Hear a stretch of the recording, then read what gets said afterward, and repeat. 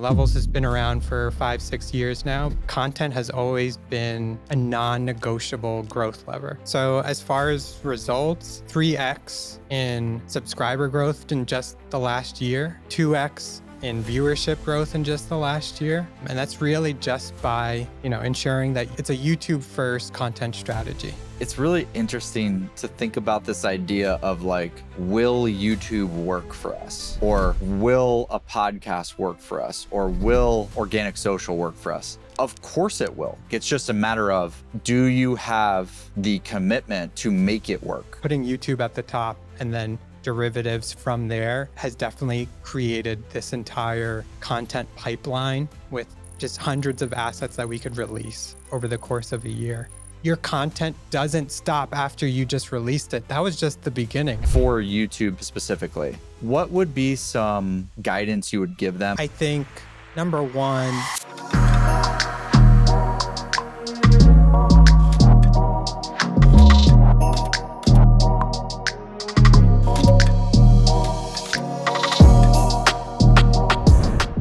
Awesome. Well, Tony, thank you for joining me today on an episode of 95% Content.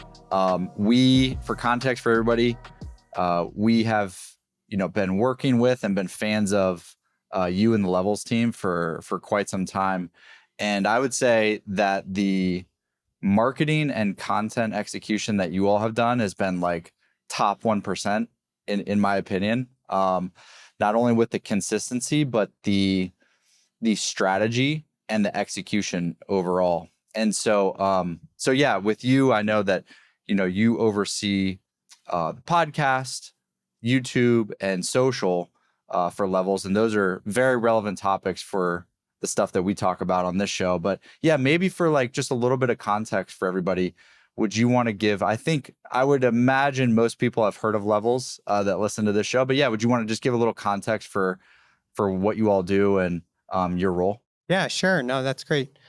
So Levels is a metabolic health tracking platform that shows you how food affects your health. We have macro tracking in an app, and as well as real-time blood sugar monitoring with a glucose monitor. I'm actually wearing mine right now. You can see it. And as well as comprehensive blood work, so blood panels and personalized dietitians as well that can help you. But all of this is really to just give you objective data to see how food is affecting your health and how all of your actions are impacting your health.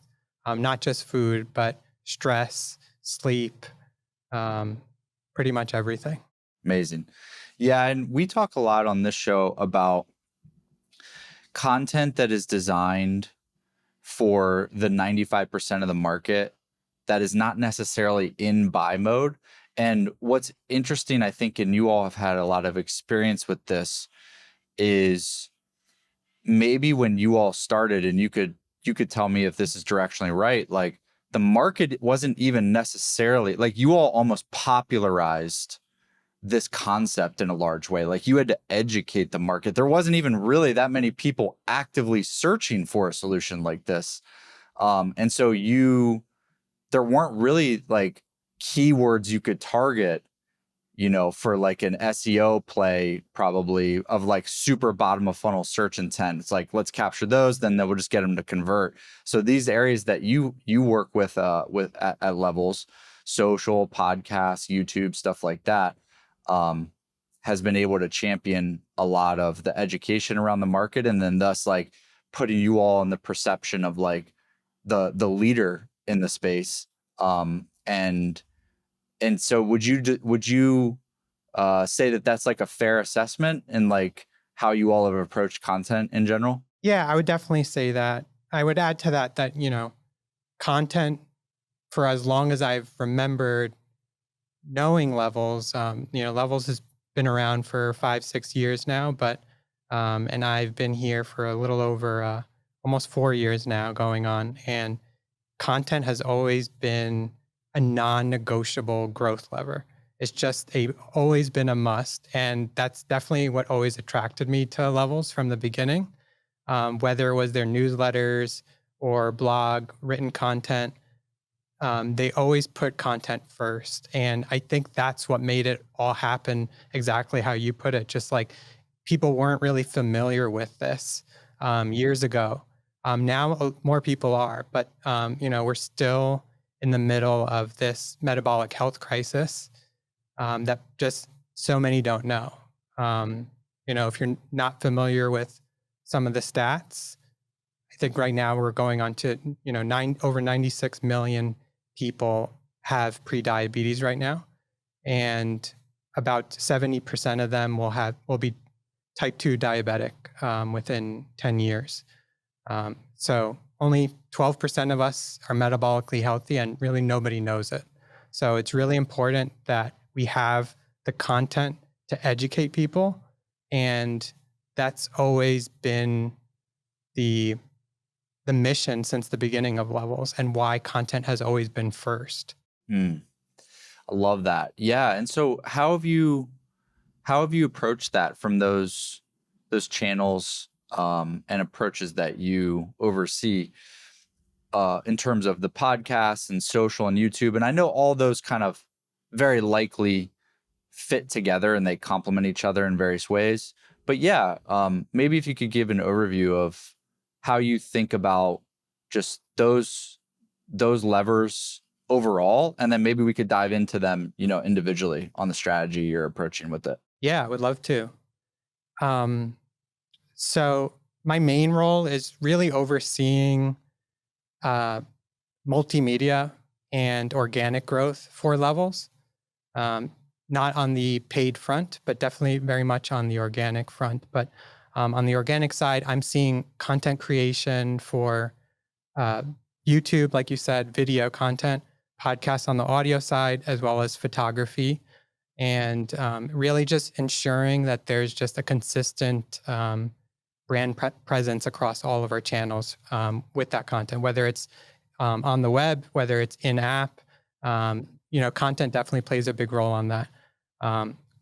Also separately within the content lever at Levels, there's also, of course, newsletters and lifecycle, which I can't talk to you about, but that's, a whole nother lever that we have within growth as well. Yeah. And I know a big pillar of this has been your podcast called A Whole New Level, which I believe has been active for 4+ years at this point, which is a very impressive feat in and of itself, and is definitely a point of success that I think is one that's very simple to say, which is like, let's just be consistent for a very long time. Hard to do, but actually is a competitive advantage in and of itself.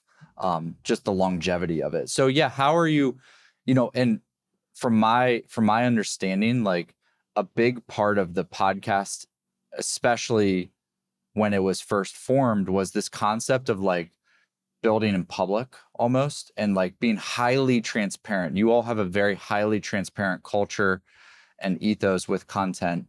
So yeah, how does the podcast piece play into your content strategy? And yeah, what have you seen from it in terms of like just results, or just how you think about like, okay, this is working, or we need to iterate it some more, or just, yeah, how you've evolved it over the years? Yeah, sure. I'll touch on a few things there, because you also mentioned building in public, and which is a value that has stuck with Levels since the beginning, and it's just been really core to our cultural values, and just making sure that there's transparency and trust with everyone. And if you're an investor in the Levels brand, you already know just how we make everything transparent. Everything that's going on behind the scenes every month, people know about it. At least if you're an investor, you definitely know about it with our monthly updates. And that connected from the beginning with content. So like you obviously have the investor updates, written form of content on that front, but we took that also with the podcast and YouTube as well from the beginning years ago. And we wanted all of those behind the scenes conversations that are happening, and just the way that we make decisions internally became our content pieces. And that fueled the podcast. It fueled our YouTube channel. And I'll get into strategy later. We'll definitely chat about it. But that definitely set the pipeline of this content that we're going to be talking about. Did that idea and the concept of building public, because there are companies that do that. There's probably more companies doing that now than in years past, but still overall very few do that. They're worried about competitors. They're worried about maybe perception with maybe customers or clients and investors and stuff like that. But when done well, and I believe you all have done this very well, it also can rally sort of like a community around the company as well, because it's easier to form a more personal connection, is my belief. Like when you're able to execute that right. So what was the idea around that? And have you experienced any of the downsides of like the build in public approach as well? Or I guess if you were, consulting with another content leader on this idea, how would you kind of guide them or recommend them to think about the build in public concept? Yeah, I don't know if I could touch too much on the building in public concept. Like overall, it's definitely become the foundation because of our CEO, because of Sam Korkos, that set that precedent and that tone for the company since the very beginning. But from a content standpoint, have I seen any downsides to it? No. If anything, it's definitely done exactly what you said. It's caused a lot of people to like rally around us and be actually just more they just want to be more involved with the brand. And it's not about the product anymore, just as much as it is about our mission and what we're trying to solve here and the people behind it that make this all happen. So, and I'll touch briefly on like the strategy aspect of it. If there was any things that we've done differently over the years, is that type of content, that building in public, the cultural values, the behind the scenes of what's going on. We wanted to make that its own podcast. So we did, and we made that its own channel to make all that content live there. And that is entirely separate from all of our metabolic health content. So we made that decision also a few years ago too. And that was also a good choice as well.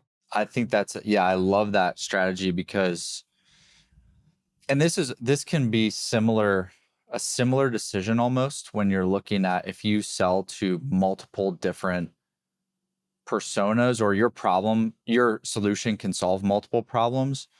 It's almost like, do we create one content pillar that tries to accommodate all of these different personas and people and things? Or do we sort of separate it and have like one promise of that content? Like this content, we promise to XYZ for these types of people, and having it being very focused. I think that's a similar thing you all did with, let's separate championing of the problem and like educating people around the problem, and then like the levels, sort of like personal brands inside of the company, and helping people like know people's names that work at levels, and that being a differentiator for why they might choose you over one of the other options there. Because I do genuinely believe, like, as more competition comes up, as years go by, more products, more services, people knowing the names of people who work at the company and feeling some sort of connection to them because of the content they're creating is a genuine moat that you can build your company around. So yeah, maybe we could talk a little bit about either the execution of the podcast or the YouTube. Like, maybe we could talk about the podcast pillar in relation to your YouTube strategy. So like, obviously, podcasts can be one component of the YouTube strategy, but yeah, how do you look at those? Are those isolated sort of properties to you, or are they just extremely, complementary to each other? Or yeah, how do you think about that overall? Yeah, they're definitely not isolated from each other, definitely complementary. I think the best way to put it is YouTube, our long form content on YouTube, which is also our podcast. We also have other long form content, but our podcast long form content and other long form content on YouTube is the pillar content. And from there, we create micro content and derivatives from that. So the Whole New Level podcast, while it lives on our YouTube channel, the audio portion of it is a derivative of the video. But we definitely put YouTube all the way at the top. It's known that YouTube is the largest platform for podcast consumption right now, more than any other platform. So it's a no-brainer to be focusing on YouTube. We've been doing it the last few years, and we continue to do it. And our entire strategy over the years has evolved around ideation for YouTube specifically, more than the audio format. And I could touch on the micro content pieces and all of that as well, but just want to reiterate that, putting YouTube at the top and then derivatives from there has definitely created this entire content pipeline with just hundreds of assets that we could release over the course of a year, which is the ideal approach. Love that. Yeah.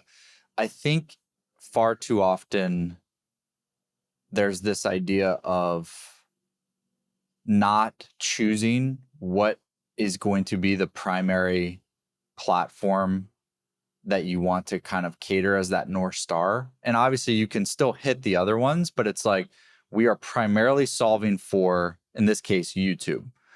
And so like with a podcast, especially now, I believe more than ever, I think you need to kind of decide, do you want this to be a YouTube first podcast and like a video first one, or an audio first one?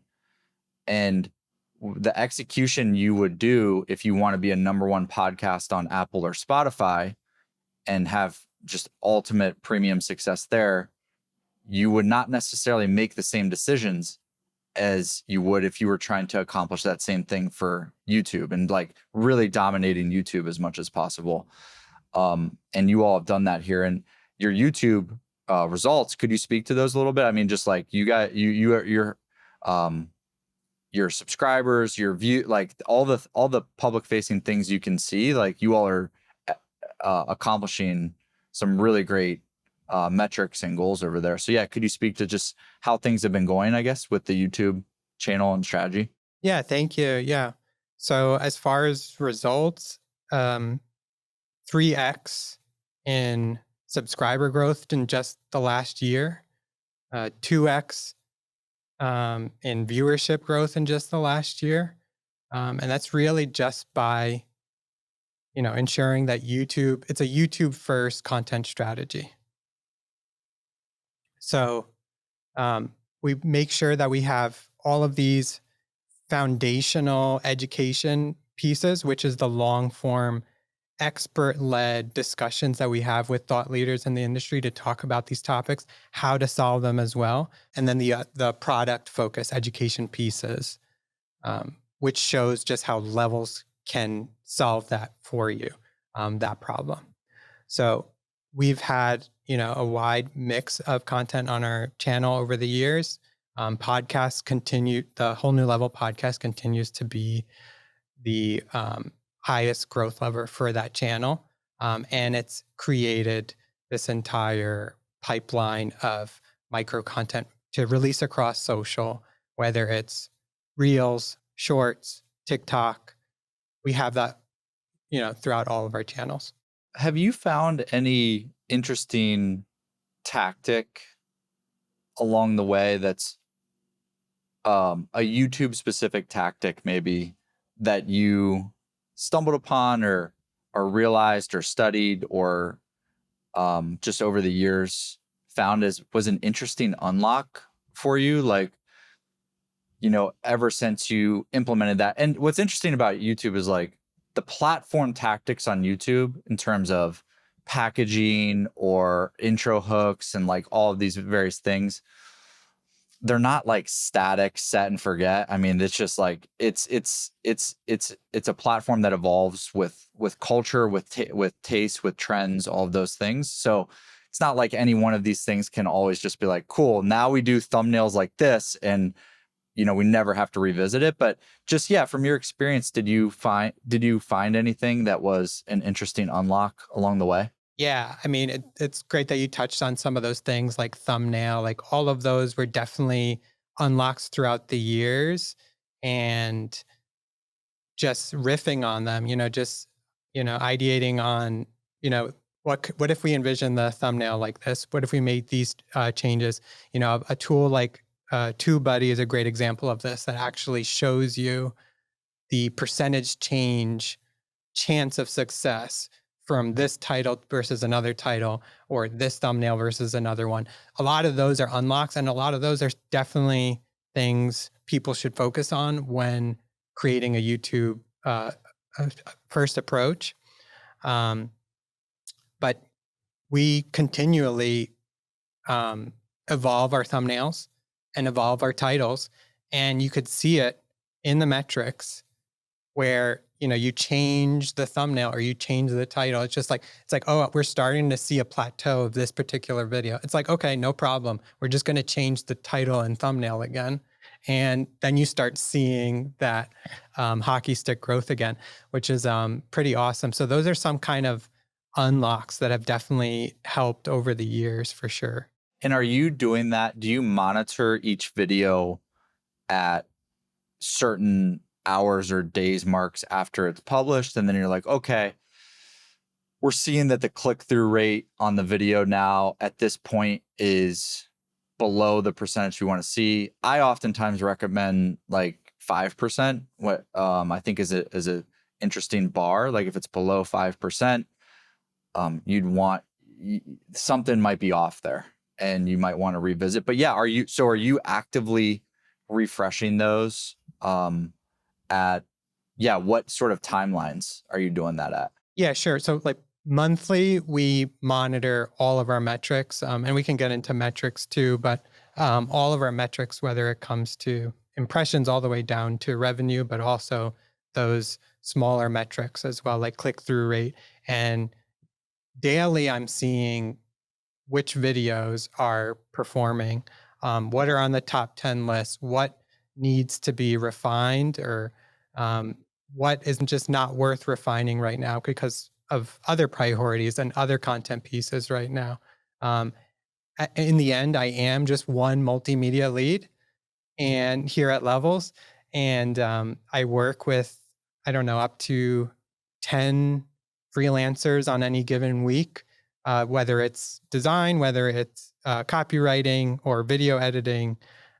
So metrics is definitely one that's like could be also looped in even further, and I think it would definitely be another unlock to have that on a continual basis too. Yeah, I mean, there's channels out there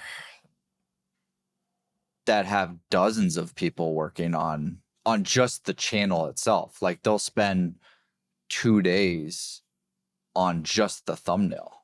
Like, so yeah, you could take this to all levels of extreme, and there's no right or wrong way. It's like, we're in the position we're in and we'll do the best we can with the time we've got and the resources we have. Yeah, so you mentioned some of those other things like impressions, and from a metric standpoint, and measurement standpoint, impressions and revenue and stuff like that. How do you all look at these things from a success standpoint on, okay, these are working for the company in terms of business results, or, what have you, or we need to maybe iterate a little bit more because it's not trending the way that we want, anything like that? Like, how do you look at the overall results of, YouTube, podcast, social, like all those things bubbling up to the business results that you want to see? Yeah, sure. I mean, no matter what, it's always going to be extremely difficult to directly attribute every single conversion, every single lead from something like YouTube that is top of funnel. Do we send people to landing pages so we can nurture them through our newsletters? Yes. And we could, those you can track, but you can't directly attribute um, every single click. There's clicks on there that are just not discoverable, but it goes back to just our values here at Levels and just why content is so important. And without that top of funnel growth, you don't have that bottom of funnel. It's like you need that interest and awareness to begin with. So do we track everything from impressions all the way down to revenue within multimedia? Yes. Like I can see on a monthly basis what all of those are, what those clicks are to the website, what those what the lead generation looks like. But at the end of the day, it's not what I'm not anchoring on those metrics as much as I am as far as from an engagement standpoint. It's just how well this podcast performed. Did it resonate? What's the retention look like? And really just making sure that the audience is getting the content that they want to, and just really listening and being social on social and just listening to your audience of like what content they want. And they'll tell you, like, once you get to a certain point on your channel, your audience just tells you whether or not they like the content. And if, there's something that's clearly evident from like a majority of them, you could tell it's like, oh, people really want to know about seed oils right now or something like that. So like we should, look into like maybe doing an ultimate guide to seed oils or something on a podcast. So definitely listening to your audience is a part of that too. But I think I went in a circle there. No, as far as metrics goes, yeah. That's how we overall see metrics. We don't anchor on them because no matter what, content is just how we get our top of funnel growth. Absolutely. Yeah. And there was a CMO of a public company that I was watching an interview of recently. And this topic is a very common challenge of how do you measure this type of content in terms of like business results. And their take was, this public company, their take was anything that is not digitally attributed from a click from like paid advertising, performance marketing, sort of bottom of funnel, very easy to track. Like we got them to come from a Meta, Facebook ad over to the page, then they inbounded or they purchased. Anything that is not that, they just put in this brand and content bucket. Like if it just appears like those branded searches, like that's one measure of this is like how many times are people searching Levels in Google, just in general. And you can assume it's like hard to know, is that because of the podcast or YouTube or social, or you all have done a fantastic job too of getting your executives and your internal thought leaders out publicly on other media, other podcasts, things like that. So, but all of those things essentially like working together for that bucket of like people coming to us rather than us going to them. And yeah, I think that's just an age-old challenge. And I think it does give an advantage though to companies like you all, where you just inherently believe in that strategy. And its limitations, but that it works because this is where people are consuming content. They're on YouTube, they're in podcasts, they're on social. It's like, look at our own behavior sometimes. And I know it's not always easy to say that to somebody who has to kind of prove things to their leadership team and their execs. But if we just think intuitively about how people are becoming aware of companies today in 2025, it's predominantly on these channels and yes, you can accelerate that with paid, but they're not always in a buying frame of mind. So what message do you actually want to get in front of them to become memorable to them and then become attracted to following you. So from an engagement standpoint, so you mentioned that, and that's a really interesting one. Like, do you have any North Star that you look at for those metrics that you get almost like in platform, in channel, of like, okay, I'd like to see the growth of our YouTube channel in terms of subscribers or average watch time, average view duration, whatever those things may be, to kind of give you a sense of like the audience is engaged with this content. Do you have anything you like to see or set goals on for that? Whether it be month over month, quarter over quarter, like anything like that, that'll help give you those indications? No, not exactly, because no matter what, we have content pieces that we want to put out. If a topic is important that we want to discuss, if there's someone that we want to discuss with on a certain subject that's important to everyone, that everyone should know, we put it out there, and we're not going to say, oh, but it didn't do that well, so that means that no, we're not going to do this anymore. It's just like, no, YouTube, no matter what, is a perennial platform. You will see those views. If you're not seeing it now, you will see them eventually. And I definitely have run into it like time and time again, where it'd be like that video like wasn't a hit before, but all of a sudden it just like kicked off because of someone looking up something like uric acid that just built up this engagement, something like so niche and specific. So we're not anchoring that heavily on it. It's like we're closely monitoring it, but we're not going to be like, okay, this is a success. This is a failure. That means we're not going to do thought leader, expert led podcast anymore. It's just like, it just wouldn't happen because it's not true to our mission at the end of the day. That is super interesting and refreshing, because it's very easy to try to play the algorithm game. And then all of a sudden you've put yourself in this position where you have to cater to an audience or a topic or a format or the algorithm that doesn't actually serve the message or the narrative that you want to popularize or promote. And so it's like not being beholden to those is a really good, well, like doing the platform tactics to the best of your ability, but also making sure it's an intentional content strategy that's not just trying to serve the algorithm for the sake of views. Because you can gamify this stuff. I mean, there's lots of really great YouTubers out there that are great at getting millions and millions of views. They potentially are not able to monetize those views into a product or what have you. And so like kind of thinking about that from first principles, I think is really smart. Yeah, for sure. I think like what you're touching on there too is just like being just true to yourself, to your brand.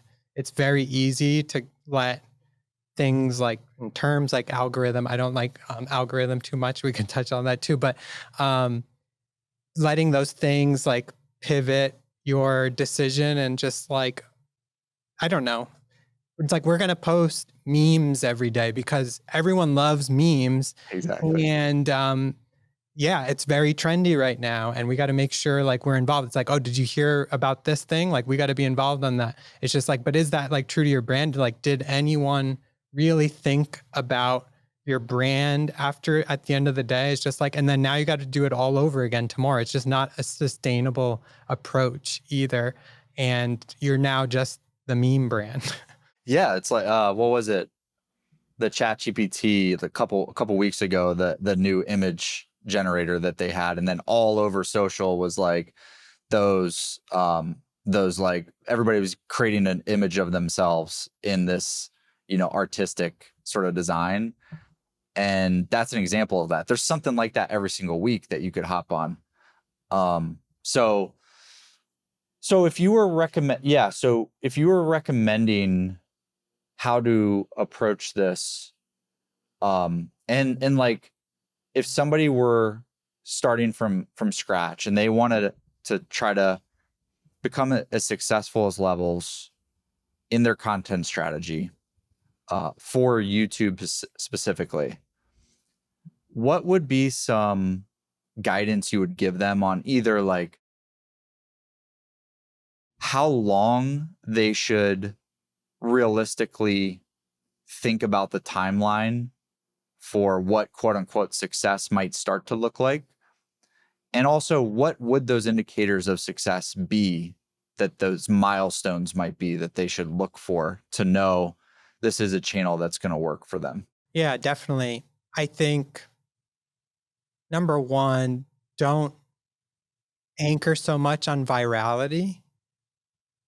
It's a long-term approach with YouTube and many other channels too. It's just, and that goes back to our content and our strategy. It's just like, we're educating people on a very difficult topic to understand sometimes with a mission that not many people are still aware about.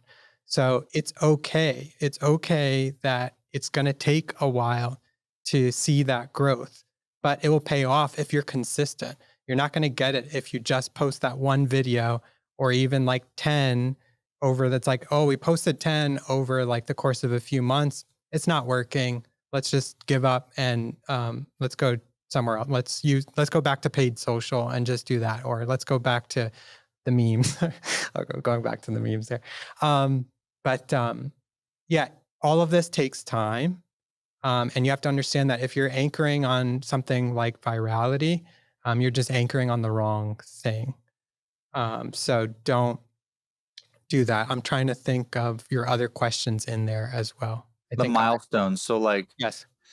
Yeah, cuz like the cold start problem is kind of real. Let's say you've got some following on social somewhere on a platform, or you've got a newsletter. Only a certain percentage of those, let's say you start a YouTube channel, are going to even come over to that and subscribe to it, follow it. Maybe that's just not their preferred way to consume content. That's why they follow your newsletter or something. And also, one of the things we want to do is find a new audience as well. So you've got the cold start problem there. And what milestone would you recommend looking at as like, we know that this is starting to work, basically? Because like, there's not necessarily an end point. It's just we know that this is starting to work, and the reason we did it is that like once you hit a certain number of views? Is that once you hit a certain number of subscribers? Is that even not the right way you would recommend thinking about it? Like, yeah. Yeah, no, it's a great question. I feel like it's not the way I would think about it. Because it just goes back to just being just true to yourself. Like if you have a podcast, but you're not on YouTube, you already started on like the wrong path already. It's just like, well, like my podcast didn't take off. It's like, well, did you share, snippets from it on Reels and on Shorts? It's like, no, it's just like, okay, it was like, you have a gold mine of information in this one podcast episode that probably could sustain you for several months just from that one episode.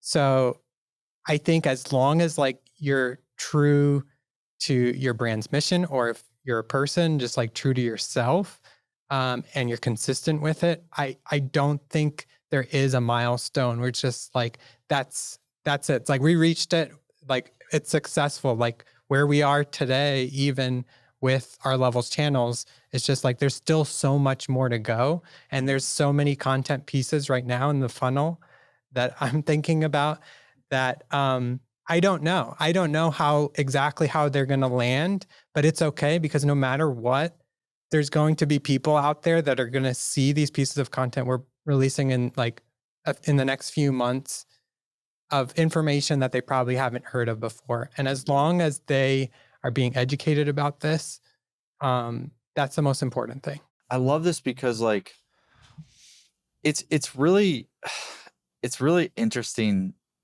to think about this idea of like, will YouTube work for us? Or will a podcast work for us? Or will organic social work for us? Of course it will. It's worked. There are countless case studies of companies that have made these channels work for them.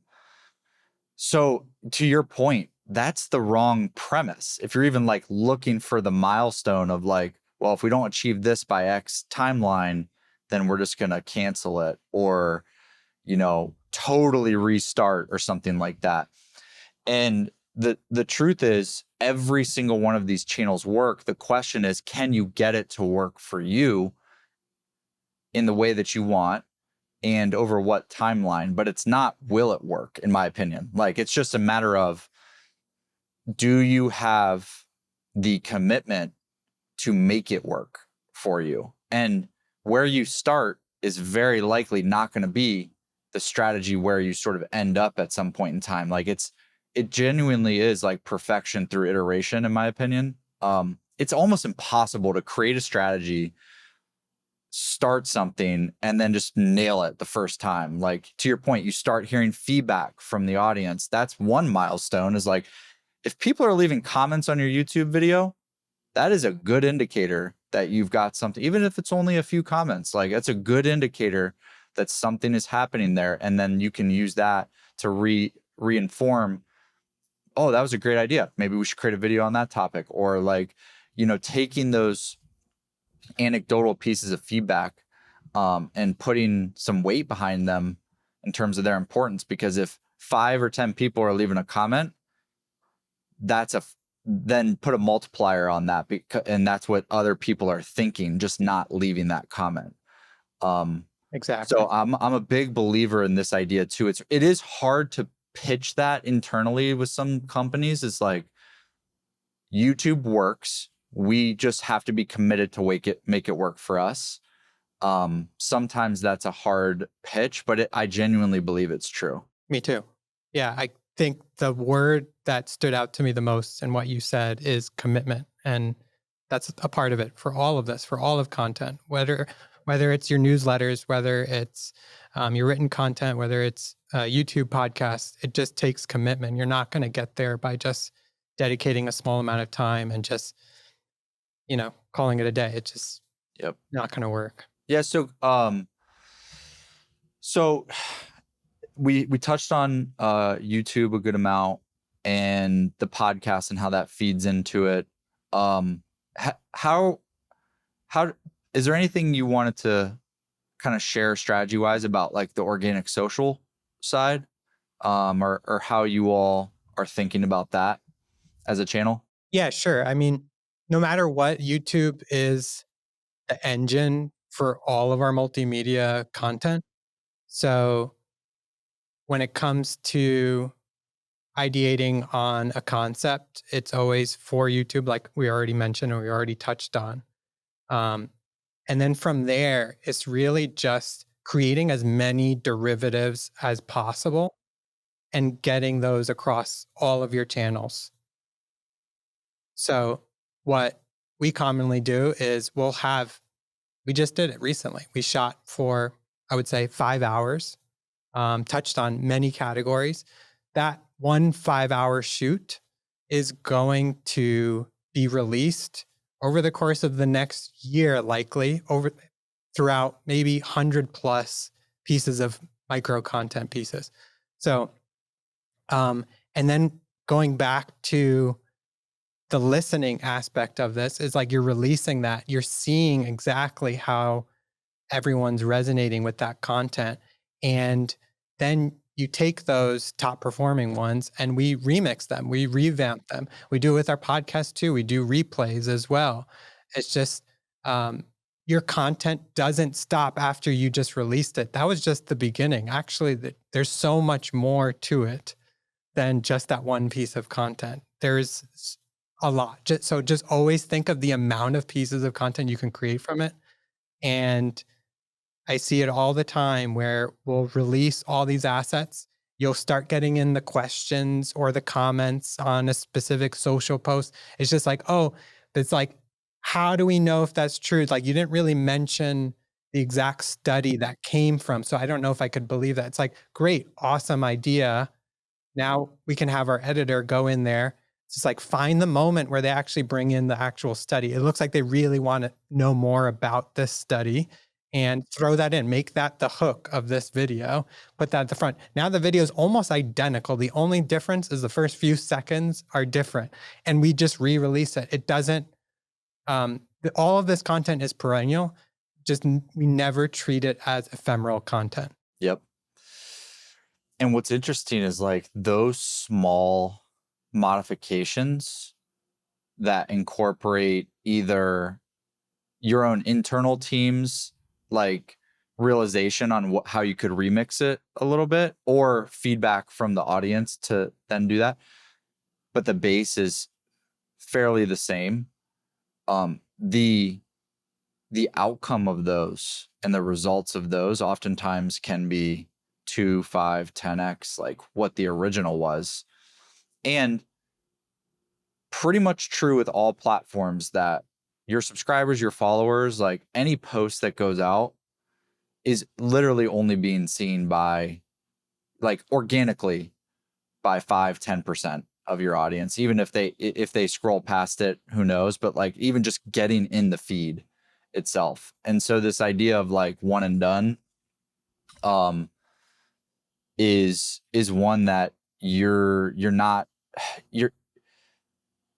I don't think it's always about the number of content pieces, but it's also just about like, we've got a great piece of content here that needs to be seen by more people.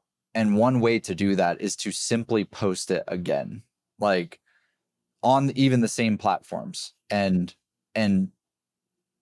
just knowing that the first time you posted it, most people didn't see it. And if they see it again and it's slightly remixed, like, you know, I actually think this thing too, which is, even if I've seen or heard a similar or same piece of content, I oftentimes like to be reminded of it. Like there's so much content going out these days that this idea of just being reminded of a concept or an idea or a philosophy or a tactic is also really powerful in general. And especially when you're educating a market on something new, you have to just constantly reinforce that message over and over and over again. You're probably bored of talking about it because like you talk about it all day long for years, but that's kind of what's needed, honestly.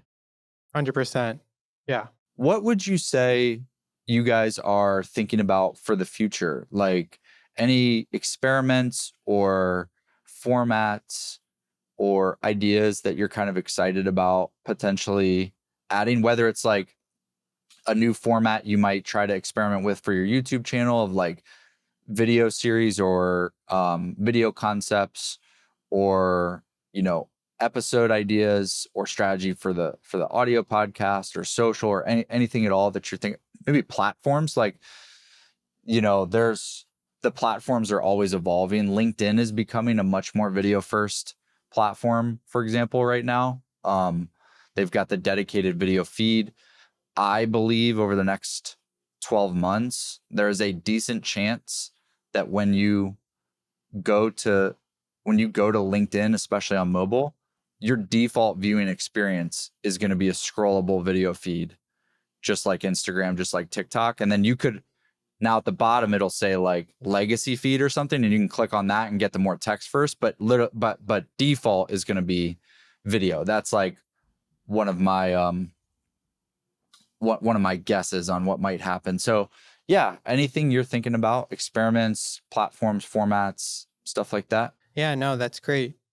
I think you touched on LinkedIn there, which was great too. And then it reminded me of just another like important aspect in all of this is if you're leaning away from trends, focus on like behavioral shifts in the way people are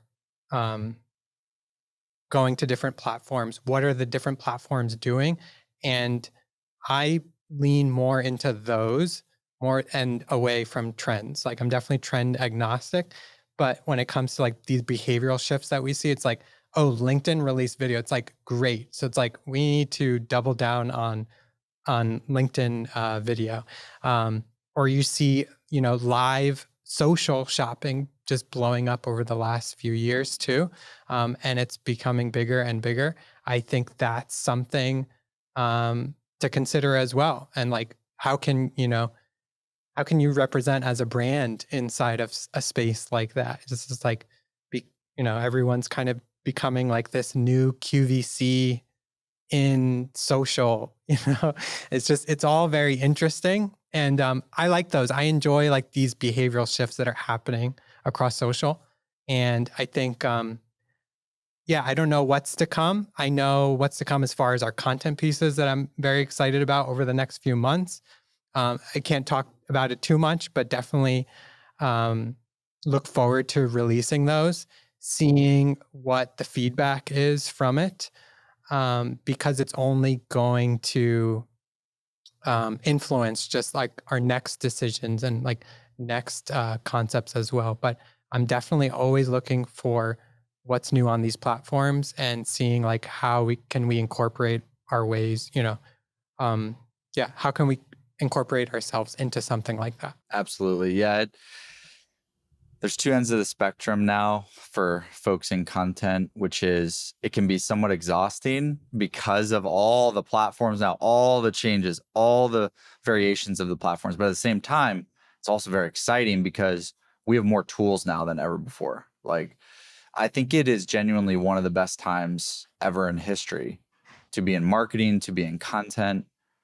And it is a lot. It could be a 24/7 job to figure out what's going on with YouTube, what's going on with LinkedIn, what styles and formats could we evolve to, all these various things. But it just gives us more places to reach our audience and to get our message heard, and ultimately build a relationship with the future customer that might buy from us 6 months from now.